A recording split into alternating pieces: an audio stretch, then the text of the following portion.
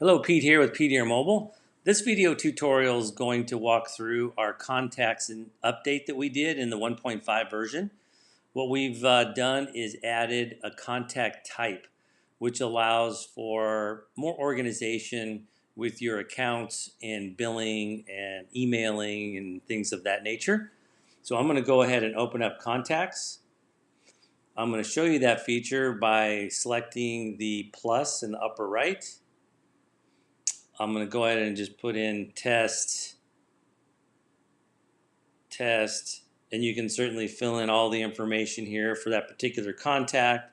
And then you'll see contact type is now a mandatory field, so you'll have to define vehicle owner, invoicing contact, facility manager, facility estimator, owner, facility accounting, sales rep, a CNP, an insurance adjuster, and this can be added and expanded as well.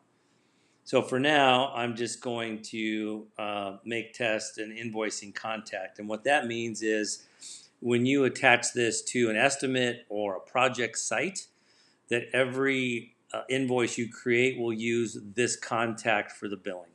I hope this tutorial has been helpful, and we appreciate you being a PDR Mobile user.